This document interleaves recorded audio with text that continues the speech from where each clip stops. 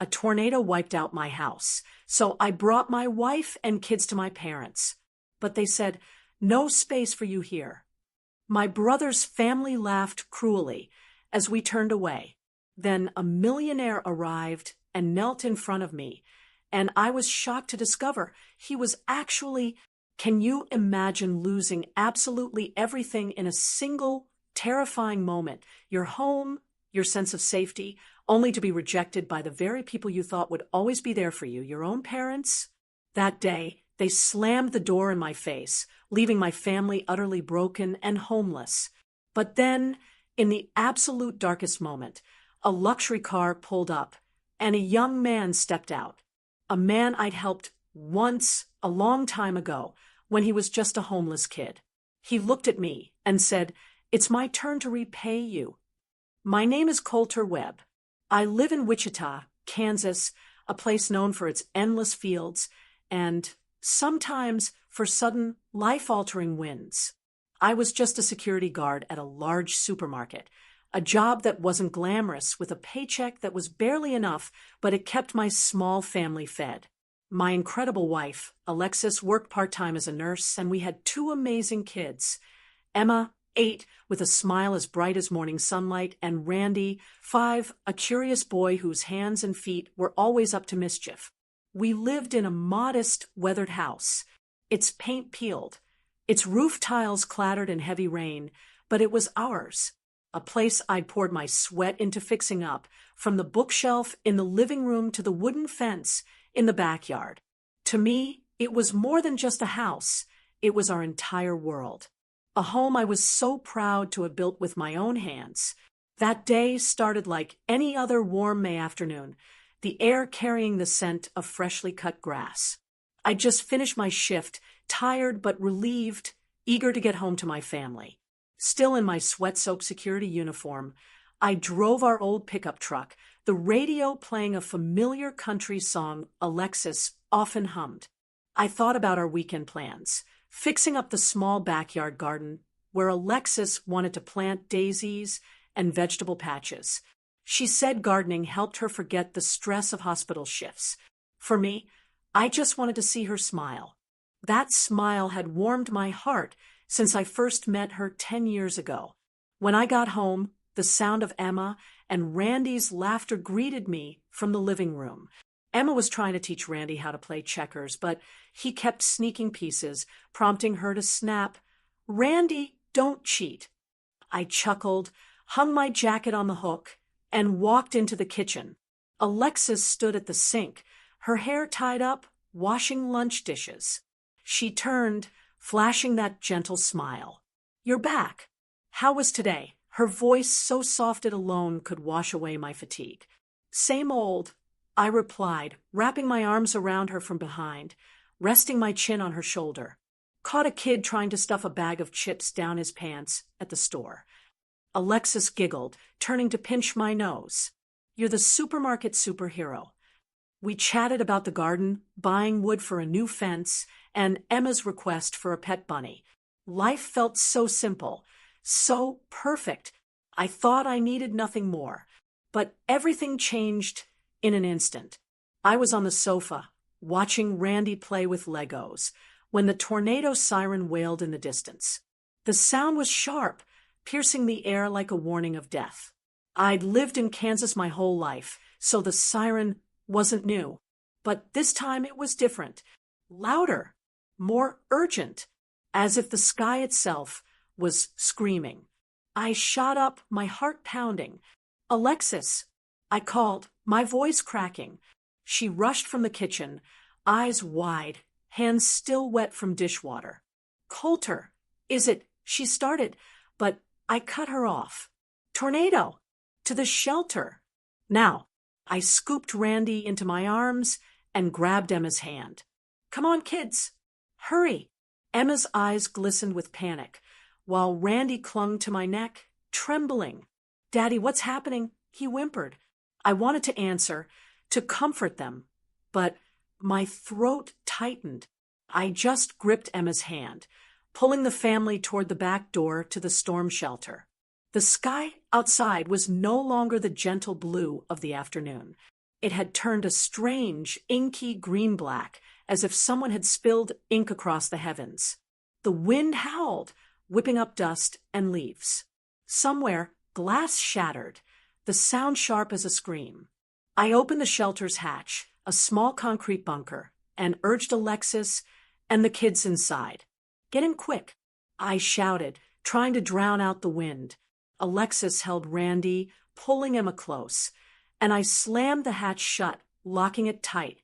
Inside, the shelter was pitch black, lit only by a dim lantern in the corner. The air was damp, heavy with the smell of earth. Emma sobbed, quietly, clinging to her mother, while Randy gripped me, his tiny hands shaking. "Daddy, I'm scared," he whispered. I stroked his head, forcing a reassuring smile. "It's okay, buddy. It's just a big wind. We're safe here." But inside, I knew I was lying. The wind above wasn't just wind. It was a monster roaring and smashing, hungry to devour the world. We huddled in a corner, my arms around Alexis and the kids. Above us, horrific sounds erupted. Wood snapping, glass shattering, roof tiles ripping away. Our house, the home I'd spent years building, was being torn apart. I heard a sickening crack, as if the house's bones were screaming in agony. Alexis gripped my hand, her nails digging into my skin, but I felt no pain, only fear. A cold, piercing fear, like ice flooding my chest. I don't know how long it lasted. Maybe minutes, but it felt like a lifetime. Then the wind quieted, the monster's roar fading, leaving an eerie silence. My heart still raced as I waited a moment longer before daring to open the hatch. "Stay here," I told Alexis, my voice hoarse. She nodded, her eyes red, holding the kids tightly. I climbed out, pushing open the hatch. The faint light of dusk spilled in, but the sight before me stopped me cold. Our house was gone. Only rubble remained. Splintered wood, broken bricks, shards of glass glinting in the fading light. The kitchen where Alexis washed dishes. The living room where the kids played checkers. The bedroom where we'd lain together dreaming of the future. All reduced to debris. Emma's doll lay alone among the bricks. A family photo rested in the dirt, its glass shattered. Our smiles, a cruel reminder of what was lost. I returned to the shelter, forcing my voice to stay calm. "Alexis, come up." She climbed out, holding Randy with Emma trailing behind. As we stood amid the wreckage, no one spoke. Alexis covered her mouth, tears streaming down her face. Emma clung to her leg, and Randy looked at me, bewildered. "Daddy, where's our house?" he asked, his voice breaking. I knelt, hugging him, but I had no answer. My heart felt crushed. Everything I built, everything I loved, had been swept away in minutes. Standing in the ruins of our home, I felt the world collapse beneath me. But looking at Alexis and the kids, I knew I couldn't break. Not now. I took my wife's hand, squeezing it tightly, and said, my voice, "We'll be okay. I promise." But that promise, I wasn't sure I could keep it. That night, our kind neighbor Susan let us stay with her. She lived alone in a small house a few blocks away, miraculously spared from the storm with only a few broken branches. Her cramped living room smelled faintly of old cookies, but to us, it was a godsend. Alexis curled up with the kids on the sofa, while I sat against the wall, eyes wide open in the dark. Randy's soft snores mixed with Emma's quiet sobs, tightening my chest. I couldn't sleep, not because of the hard floor or the chills seeping through my clothes, but because my mind was flooded with one question: where do we go tomorrow? Memories of our old house kept flashing. The dining table where we gathered each night. The garden where Alexis carefully planted flowers. The worn armchair where I read to the kids. All of it was now just rubble and memories. The next morning, Weak sunlight filtered through Susan's window, but it couldn't lift the heaviness in my heart. Alexis sat up, her hair disheveled, eyes shadowed with exhaustion. She tried to smile, but I knew she was hiding her fear. "What do we do, Coulter?" she whispered, her voice so soft I had to lean in to hear her. I wanted to answer, to say something certain, but my throat was dry. I could only hold her, letting her warmth keep me from drowning in despair. Then I thought of my parents. They lived in suburban Wichita, less than 30 minutes away. Their house was spacious, with a spare room upstairs and a large sofa in the living room where I'd slept during holidays. I rarely asked them for help, not out of pride, but because I knew I was never their priority.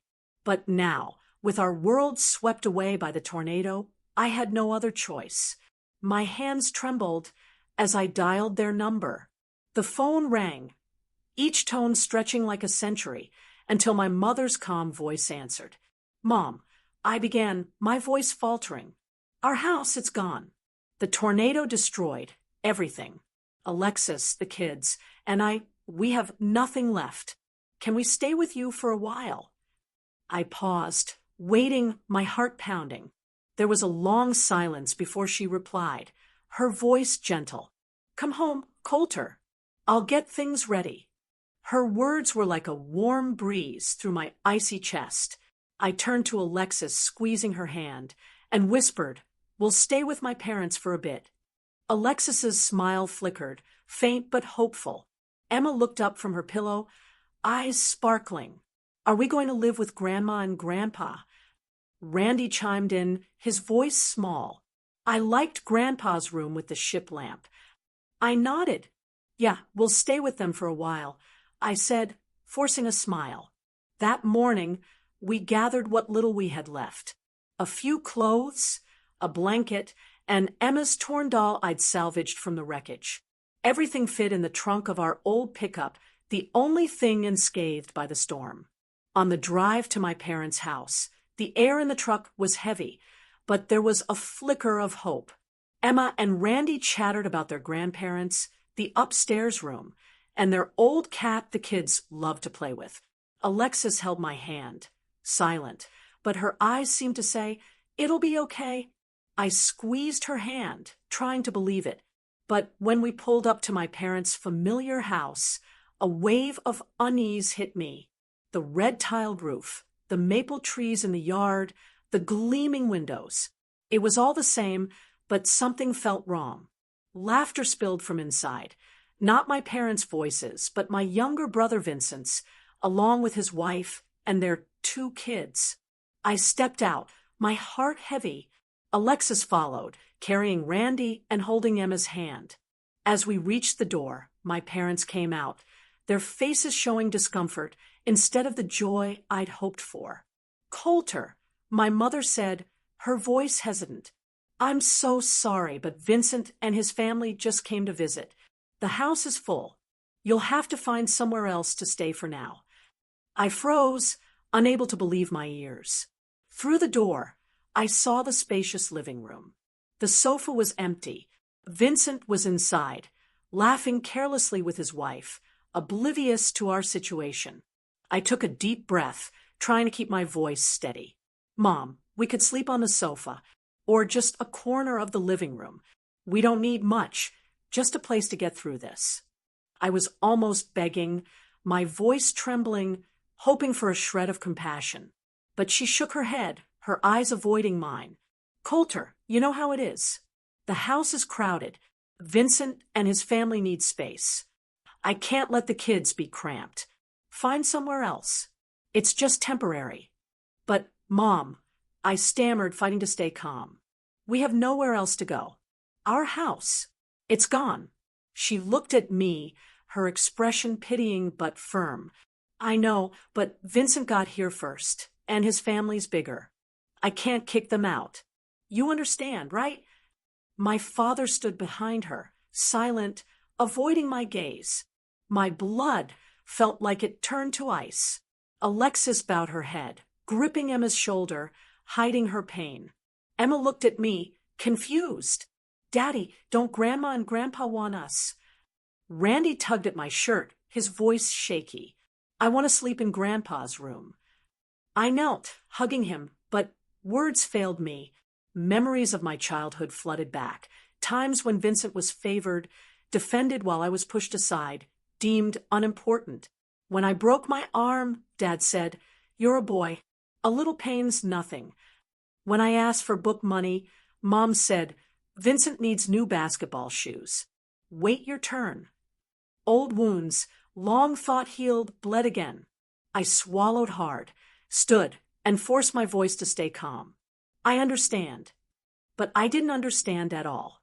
I only knew my own parents had rejected us when we had nowhere else to go. I turned, leading Alexis and the kids back to the truck. Alexis wiped her tears silently. Emma and Randy clung to my hands, their eyes tearing at my heart. As I started the engine, its roar couldn't drown out the cold void in my chest.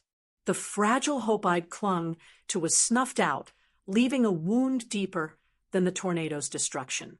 I drove away from my parents' house, my eyes avoiding the rearview mirror where the familiar house faded into the distance. Alexis sat beside me, silent, her hands clasped tightly in her lap. Emma and Randy were in the back, no longer chattering as they had on the way there. Randy clutched Emma's torn doll, staring out the window, while Emma leaned against her mother, her small shoulders trembling slightly. I wanted to speak, to comfort them, but words dissolved, leaving only a heavy silence. I just kept driving, no destination in mind, desperate to escape the sting of being rejected by my own flesh and blood. In the end, I took us to an emergency shelter set up by the Red Cross at the local high school, the only place I could think of after my parents turned us away. As we stepped into the school's gymnasium, a chaotic scene unfolded. Hundreds of people crowded the vast but stifling space, sprawled on thin air mattresses draped in worn blankets. The air was thick with the smell of damp mold, sweat, and canned food. Children's cries, the groans of the elderly in pain or exhaustion, and the ceaseless arguments of adults filled the room. I gripped Alexis's hand, guiding her and the kids through the crowd to find a small corner to settle in. We were given a few thin blankets and a mattress near a cold concrete wall. No partitions, no privacy, just the weary, desperate gazes of strangers. Alexis spread the blankets, trying to make a spot for Emma and Randy. "Sleep, kids," she whispered, her voice gentle but trembling. Emma shook her head, clutching her torn doll, eyes red. "It's too noisy, Mommy. I'm scared." Randy clung to me, his voice tiny. "Daddy, when can we go home?" I knelt, hugging him, but his questions stabbed at my heart. "Soon," I said, though I had no idea when soon would be. The days in the shelter were a series of trials. Each morning, we lined up for food: dry bread, canned beans, and a small bottle of water. Once, a burly man, face red with anger, lunged to snatch a can of beans from a woman's hands. "That's mine," he bellowed. I was nearby, seeing her frightened eyes, and stepped in, keeping my voice calm. "Hey, easy. There's enough for everyone." He glared at me, eyes wild, but muttered something and walked off. Alexis pulled me back, whispering, "Don't get involved, Coulter. You don't need to play hero." The conflicts didn't stop there. One afternoon, Emma screamed when another kid grabbed her torn doll. The boy's parents jumped into a shouting match with Alexis, their voices drowning out Emma's cries. "He was just playing." "Why make a big deal?" the mother yelled, pointing at Alexis's face. I rushed over, pulling Emma behind me, trying to defuse things. "It's just kids. Let's give her doll back." They tossed it to the ground with hostile glares that chilled me, then walked away. Emma picked it up, hugging it tightly, tears streaming down her face. That night, I caught someone rummaging through our bag, trying to steal our last bottle of water. I grabbed his wrist, my voice low and firm. "Put it back." He flinched, mumbled an apology, and slipped into the shadows. Alexis looked at me, her eyes worried. "Coulter, you have to be careful. It's not safe here." I nodded, but inside I felt helpless. I thought I could protect my family. But in this chaos, I felt like nothing. Each night, as Alexis and the kids fell into uneasy sleep, I sat awake keeping watch. The cries, arguments, and wind whistling through the gymnasium's cracks blended into a symphony of despair. In the darkness, old memories resurfaced, sharp and painful.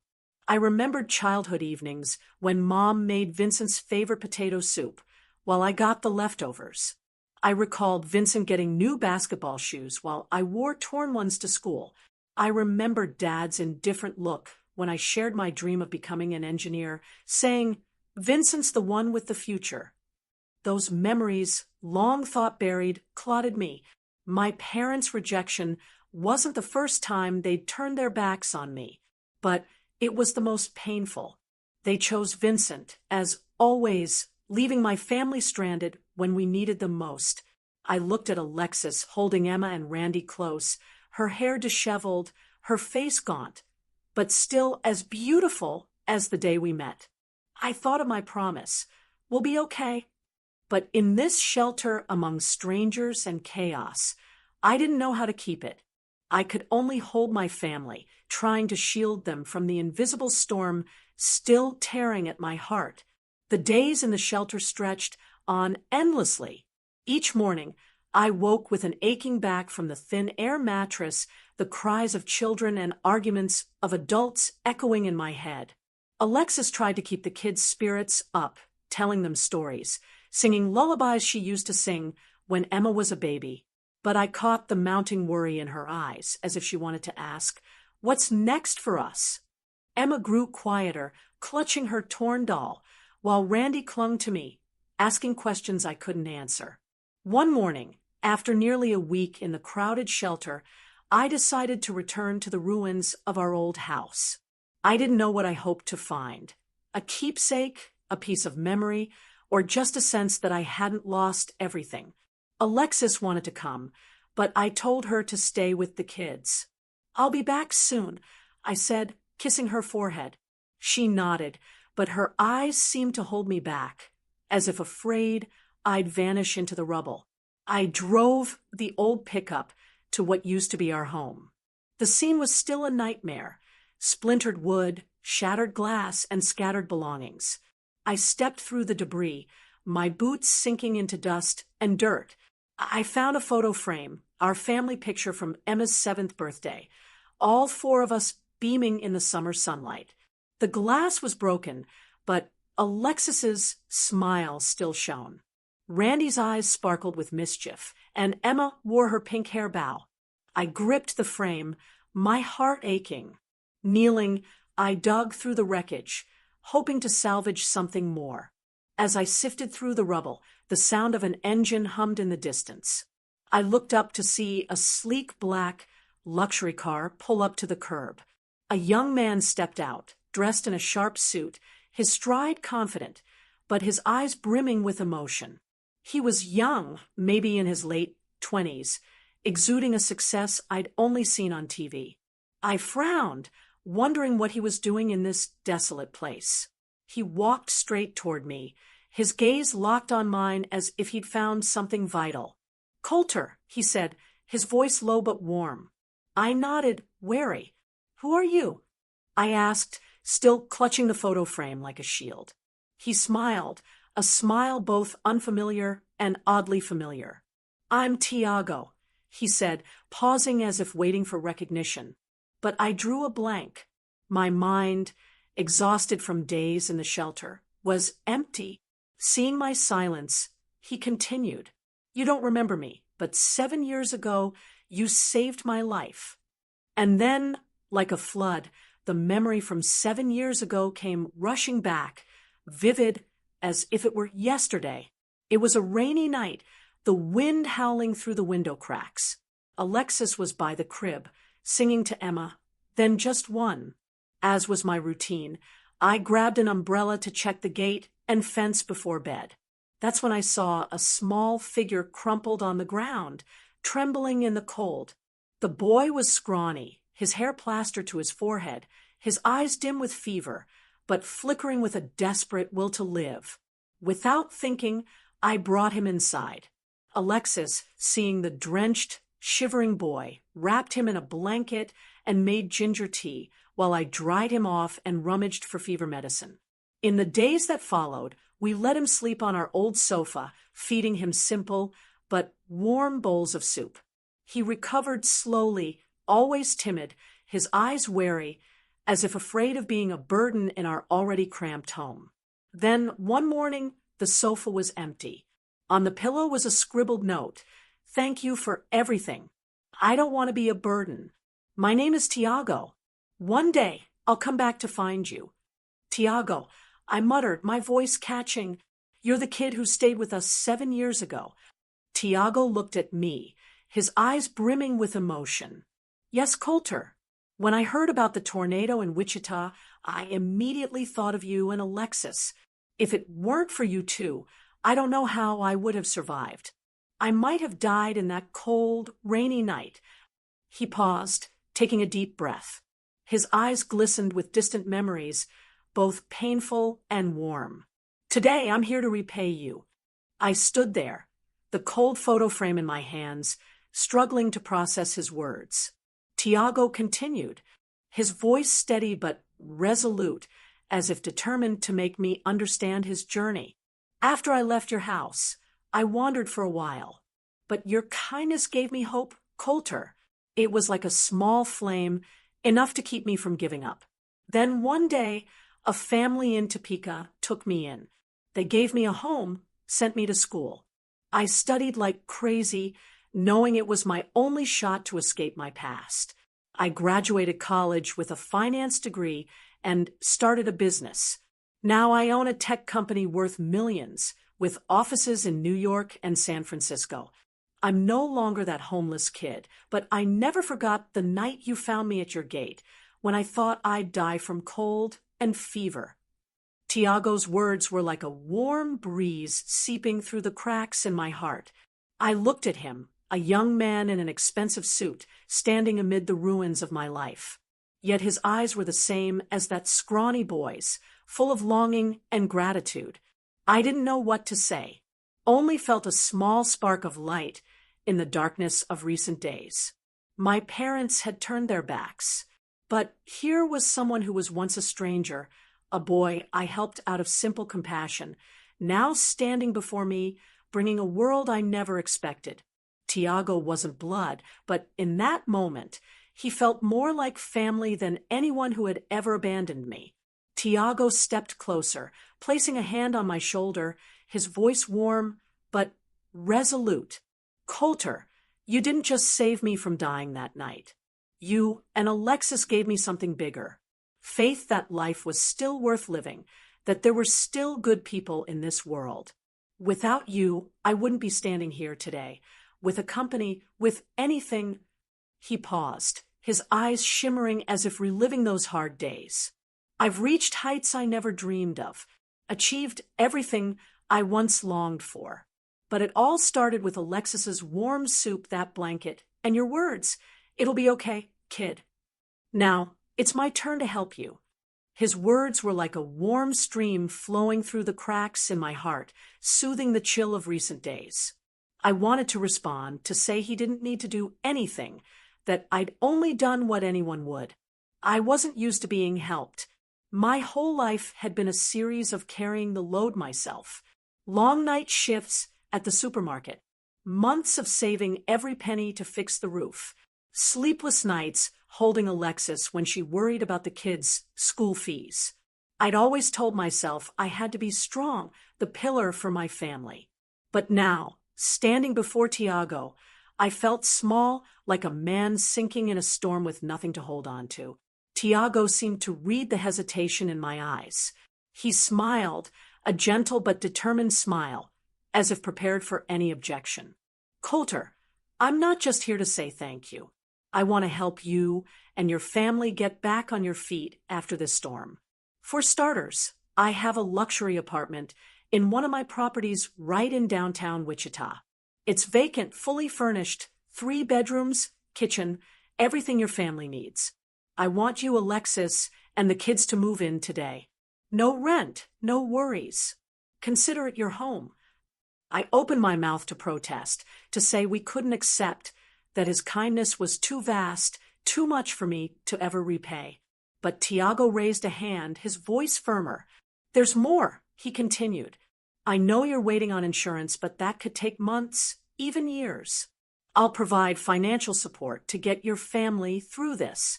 New clothes for the kids, essentials, anything to make them feel safe.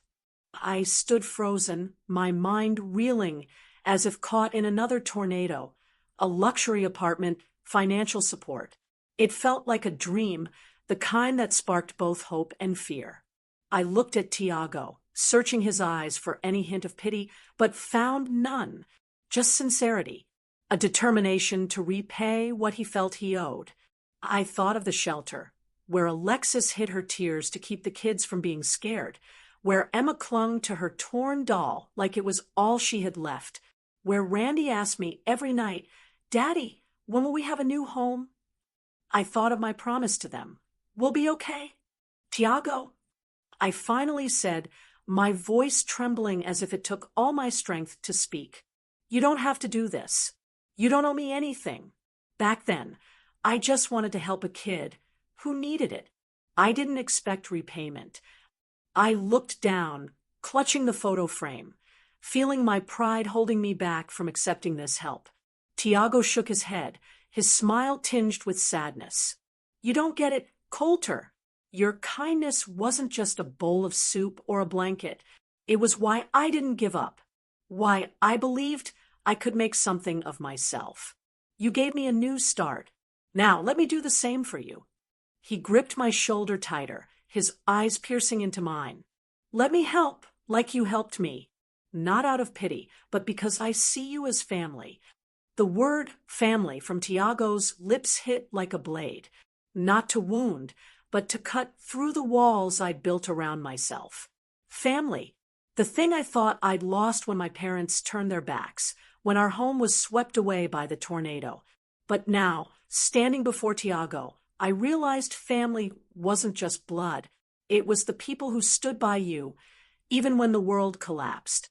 I turned away, hiding the tears welling up. Inside, a battle raged between the pride of a man who'd always fended for himself and the exhaustion of a father and husband on the brink of despair. I thought of Alexis, Emma, and Randy enduring so much, and I thought of my promise, which I'd begun to fear I couldn't keep. Okay, I said, my voice trembling almost a whisper. Thank you, Tiago. I don't know what to say. He smiled, patting my shoulder, his eyes brightening as if a weight had lifted. Don't thank me. This is just the first step. Come on. You need to get your family somewhere safer. They deserve better. And you, Coulter, you deserve a chance to start again. I nodded, feeling a heavy stone lift from my heart. I looked at Tiago, the boy I'd saved on a rainy night, now standing here, bringing light to my darkest days. His offer wasn't just an apartment or money. It was a turning point, a chance to rebuild a home for Alexis and the kids. Not just from rubble, but from the kindness I'd once sown, never expecting it to bloom so brilliantly. We walked toward Tiago's sleek car, me still clutching the family photo. My heart heavy, but flickering with hope. He opened the door, gesturing for me to get in. Let's go, Coulter, he said, his voice gentle but certain. Today, a new day. The car ride back to the shelter where Alexis and the kids waited felt heavy with anticipation. When Tiago parked in front of the gymnasium, I saw Alexis at the entrance, holding Randy in her arms, Emma standing beside her, clutching her torn doll. Alexis's eyes lit up with a mix of curiosity and concern. As I stepped out of the sleek luxury car, I knelt before the kids, forcing a smile. Kids, Daddy has something to tell you. I turned to Alexis, taking her hand, my voice trembling. Sweetheart, This is Tiago. He's the kid we helped 7 years ago. Now he wants to help us." Tiago stepped forward, smiling at Alexis. "Alexis, do you remember me? The kid you made ginger tea for." Alexis froze. Then her face brightened, tears glistening. "Tiago, is that really you?" she whispered, hugging him like a long-lost relative. Emma and Randy looked at Tiago, curious but shy. I pulled them close, saying softly, "Uncle Tiago is going to help us get a new home. A better place than this." Emma's eyes sparkled. "Really, Daddy? A real house?" Randy tugged my hand, his voice small. "Will I have a room?" I nodded, choking back emotion. "Yes, buddy. Rooms for both of you." Tiago led us to a high-end apartment complex in downtown Wichita, where gleaming glass towers rose against a blue sky. When he opened the door to a 10th-floor apartment, I could hardly believe my eyes. The space was bright and spacious, with pristine white walls polished with floors, and large windows overlooking the city skyline. The living room had a plush leather sofa. The kitchen was modern, with a stocked fridge and oven, and there were 3 bedrooms, each with soft beds and fresh linens. Emma and Randy ran inside, squealing with delight at the space. Emma jumped on a bed, hugging her torn doll, laughing. "Daddy, this bed's so much comfier than the shelter." Randy pulled Tiago to a window, pointing, "Uncle Tiago, I can see the whole city from here." Alexis stood beside me, hand over her mouth, tears streaming down her cheeks. "Coulter, how did you find him?" she whispered, her voice trembling.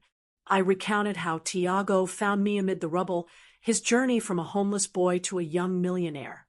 Alexis hugged me tightly, as if ensuring this wasn't a dream. "You did the right thing, Coulter," she said, her voice choked. "And now it's come back to us." Those first days in the new apartment felt like living in another world. After nights in the chaotic shelter, filled with cries and arguments, the quiet of the apartment was like a healing balm. Alexis cooked our first dinner in the new kitchen, simple spaghetti with tomato sauce, but to the kids, it was a feast. Emma and Randy sat around the dining table, giggling and sharing stories about what they wanted to do in their new house. Emma declared she'd paint a picture for the living room, while Randy insisted on getting a goldfish. I watched them, relief washing over me, though tinged with unease. This apartment, these meals, all of it was because of Tiago.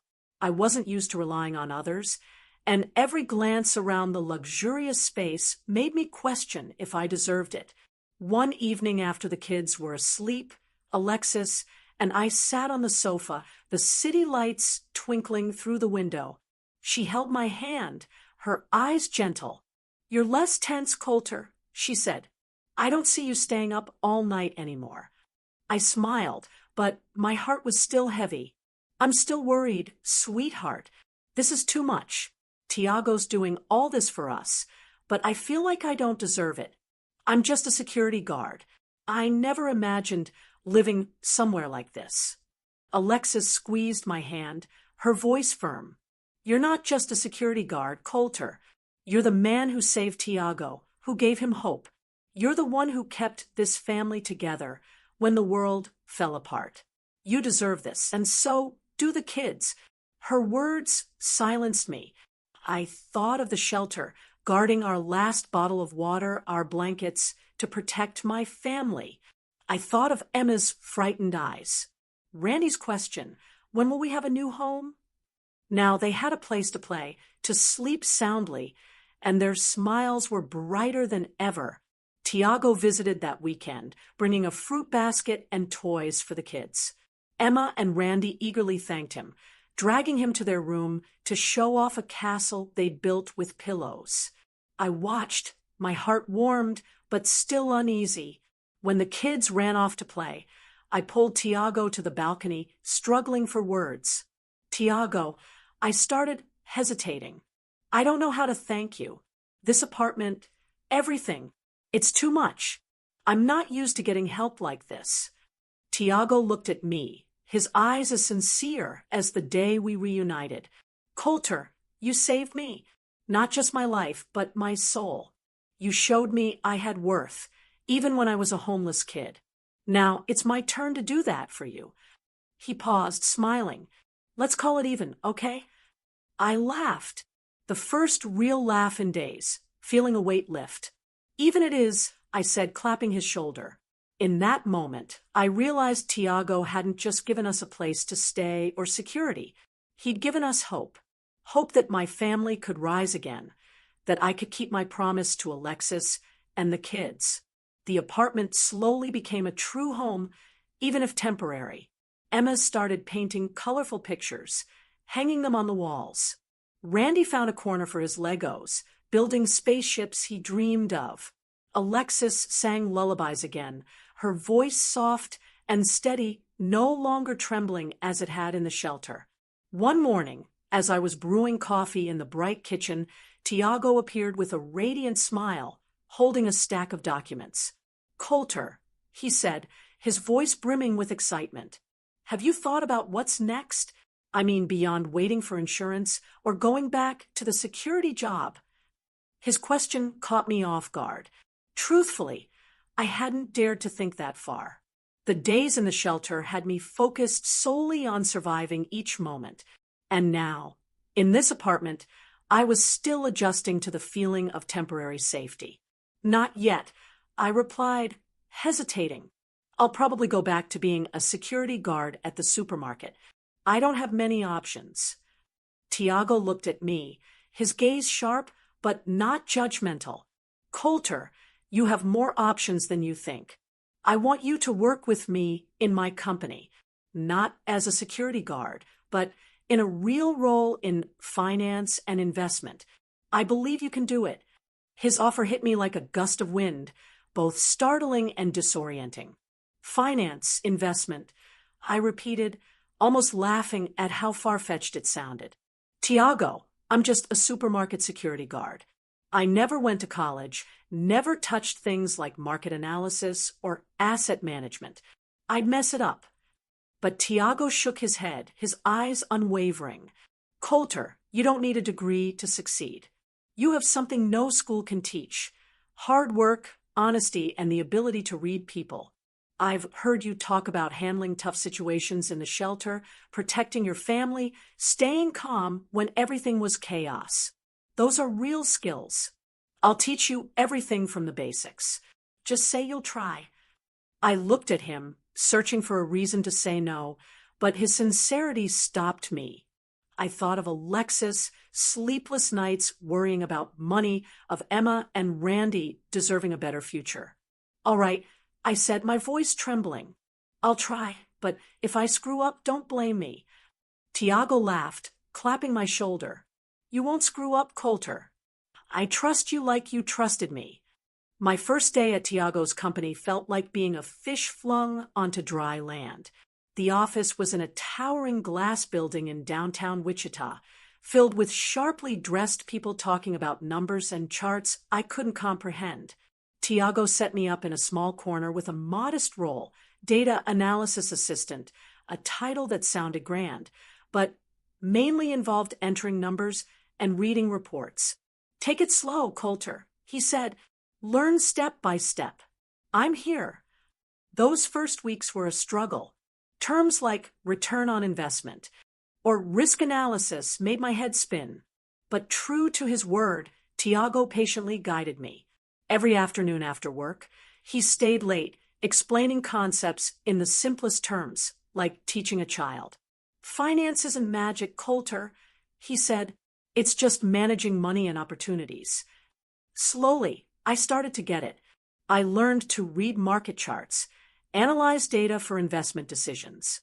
I discovered what Tiago called my practical intuition, a knack for spotting small details others missed, like how I used to catch shoplifters at the supermarket. During a meeting when the team debated investing in a startup, I hesitantly spoke up. "They're advertising heavily, but their revenue numbers are shaky. I think we should be cautious." The room went quiet. Then Tiago nodded, his eyes gleaming.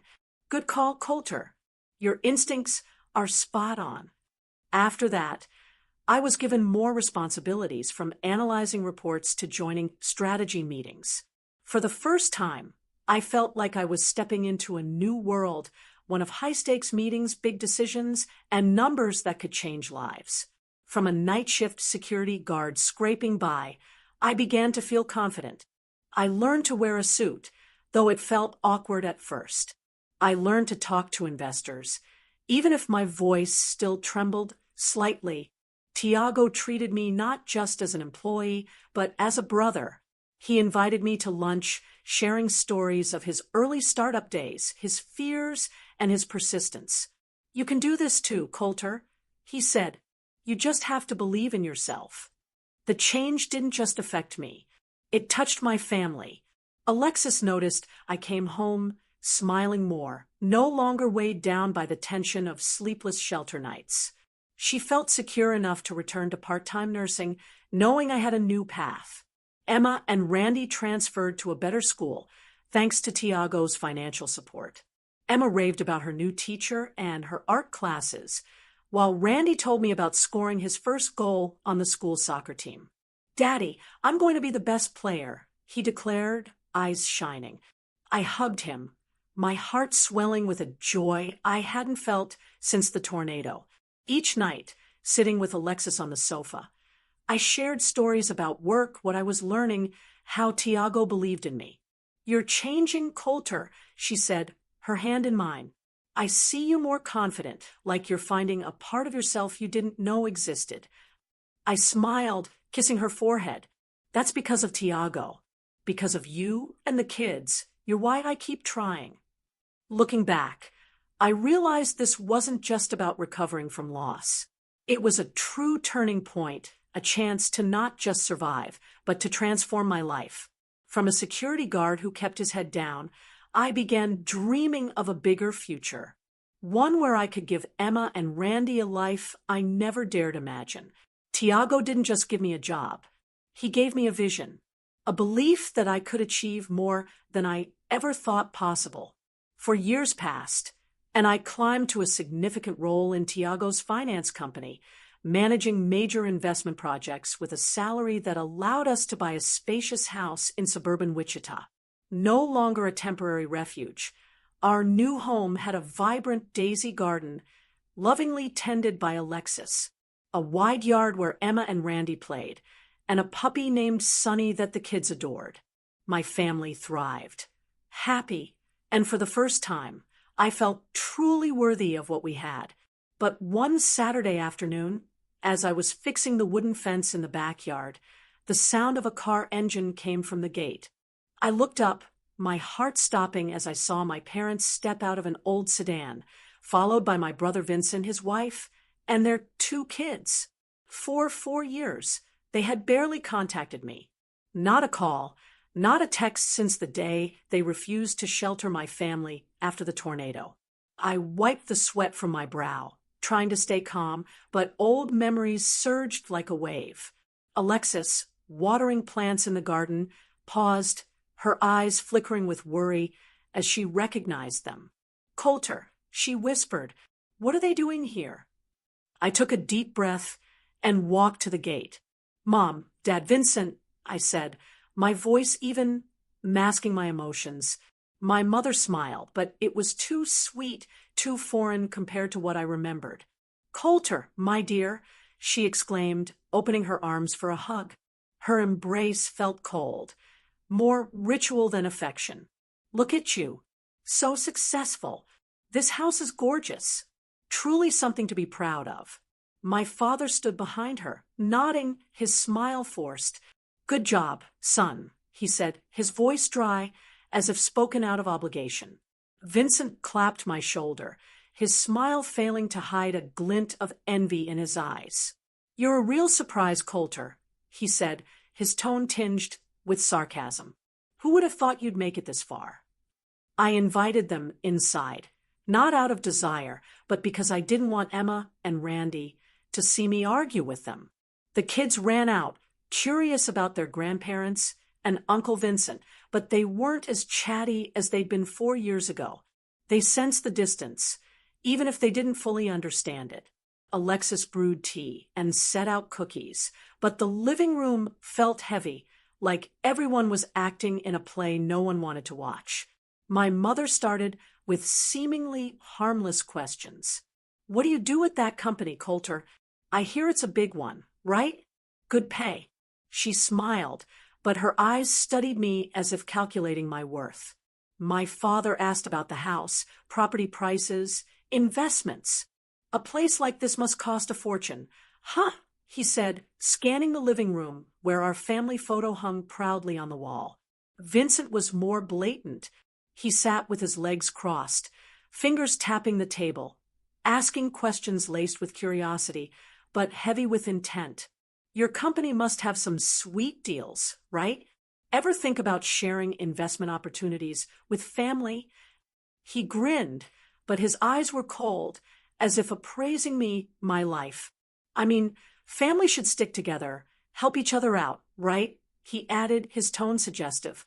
Alexis sat beside me, squeezing my hand under the table, urging me to stay calm. But I didn't need to get angry. I was too familiar with their ways. How they turned me away when I needed them most. How they chose Vincent because he got there first. I listened, but inside, everything was clear. They weren't here because they missed me or wanted to reconnect. They came because they'd heard of my success, saw the new house, knew I worked for a big company. Their sweet words, "You make me so proud. Family should be closer," were a veneer for their calculations. Vincent especially couldn't hide his envy. When I briefly mentioned my work and the projects I managed, he clenched his fists, his lips tightening. "You got lucky, Coulter," he said, his voice bitter. "Who'd have thought a security guard could climb this high?" I wanted to laugh at his sarcasm, but I stayed silent. They didn't know about the nights I stayed up studying reports. The days I feared I wasn't good enough. The moments I questioned if I was on the right path. They didn't know the sweat, tears, and heart I poured into building this life. I smiled, polite but cold. "Thanks for visiting," I said, my voice even, "but we're fine. Alexis, Emma, Randy, and we've built our own life. We don't need anything more." My mother froze, her eyes flickering with unease. "Coulter, what do you mean? We're family. Families help each other." Vincent jumped in, his voice rising, almost angry. "You can't turn your back on family, man.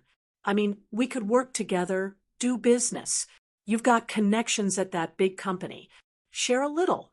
It won't cost you anything." I looked into his eyes, seeing the same envy, the same selfishness I'd known since childhood. He hadn't changed. Still the Vincent who wanted what I had, but never shared when I was in need. I stood, keeping my smile polite but firm. "I value family," I said, my voice calm but resolute. "But I've learned family isn't just blood. It's the people who stand by you when you're down, not the ones who show up only when you're up." I paused, looking at my parents, at Vincent. 4 years ago, when my family lost everything, you chose to turn away. Now I've rebuilt my life, and I don't need people who only come for what they can gain. My father lowered his head, silent, as if knowing he had no right to speak. My mother stammered, searching for words. "Coulter, you're misunderstanding. We just wanted," but I raised a hand to stop her. "Thanks for coming. We have things to do." I walked them to the door, watching as they climbed into their car. Vincent turned back, his eyes bitter, but I didn't waver as their car disappeared. I returned inside to find Alexis at the door, her eyes full of pride. "You did the right thing, Coulter," she said, hugging me. Emma and Randy ran over, clinging to my legs, and I knew I'd made the right choice. Standing in the home I built with my sweat and Tiago's kindness, I realized something. Those who abandoned me in my darkest hour didn't deserve a place in my new life. Tiago, Alexis, the kids, they were my true family, the ones who held my hand when I fell and helped me rise. I didn't need hollow, sweet words or blood ties calculations. I had everything I needed right here in this home. After that visit from my parents and Vincent, they kept trying to reconnect. My mother called, her voice sweet, asking about Emma and Randy, but I could hear the caution, as if she was waiting for a chance to slip in a question about my job or money. Vincent sent texts suggesting we meet to talk about family, but I knew he was fishing for details about my investment projects. Once, my mother even sent a long letter claiming she and my father regretted what happened, wanting to reconcile and start over. But their apology came too late, too hollow. I didn't respond, not out of anger, but because I'd learned a harsh lesson. Family only matters when built on sincerity, not selfishness or calculation. I chose to protect my small family, Alexis, Emma, Randy, and even Tiago. They were the ones who stood by me when the world collapsed. I remembered that day in the shelter, Emma's confused eyes asking, "Daddy, don't Grandma and Grandpa want us?" I recalled the nights I stayed awake guarding our last bottle of water.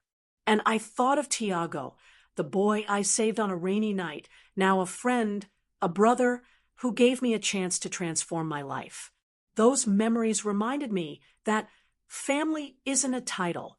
It's action, the people who hold your hand through the storm. One spring afternoon, I stood outside our new home, watching Emma and Randy play in the yard. Emma, now 12, was teaching Randy how to blow soap bubbles, their laughter echoing through Alexis's daisy garden. Sunny, our puppy, darted around their feet, barking each time a bubble popped. Alexis stepped out from the kitchen, carrying a tray of lemonade, her smile as radiant as the sunlight. "What are you doing out here, admiring the view?" she teased, setting the tray on the wooden table. I pulled her close, kissing her forehead. "I'm admiring our family," I said, my voice warm. "And I think I'm the luckiest man alive." My heart felt at peace, as if old wounds had finally healed. This house, with Emma's paintings on the walls, Randy's Lego models, and Alexis's garden, was more than a place to live. It was proof of what I'd overcome, of Tiago's kindness, and of the love my family held through every storm. I thought of my parents, of Vincent, of the times they turned away, but those memories no longer hurt. They were just part of the past, a lesson to cherish those who truly mattered. Tiago visited that weekend, as usual, bringing a new chess set for Randy and watercolors for Emma. He'd become an integral part of our lives. Not just a savior, but a true friend, a brother. When the kids ran inside to play with their gifts, I pulled Tiago to the yard, talking like long-lost kin. "You know," I said, my voice low, "I still think about the day you found me in the rubble. I never imagined a small act from years ago would lead to all this." Tiago smiled, his eyes bright. "Coulter, it wasn't a small act. You saved me, not just from the cold, but from despair. You showed me kindness was real, and I'm just trying to live up to that. You, Alexis, the kids, you're my family blood or not." His words touched my heart, affirming that family isn't those who birth you, but those who stand by you, even when the sky falls. I looked around our home, hearing Emma and Randy's laughter, feeling Alexis's warmth beside me, and seeing Tiago, the man who turned my life from ashes to a radiant home. I realized a clear truth. Family isn't about titles like parent or sibling. It's about actions and compassion. The tornado 4 years ago took our house, but it couldn't take my dignity or the true love I found in Alexis, the kids, and Tiago. The most precious things, kindness, resilience, and love, no storm could ever sweep away. Have you ever experienced a moment when someone unexpected stepped up for you, when your own family couldn't or wouldn't? Or have you realized that family means something entirely different from what you always believed? Share your story in the comments below. I'd love to hear how you defined family for yourself.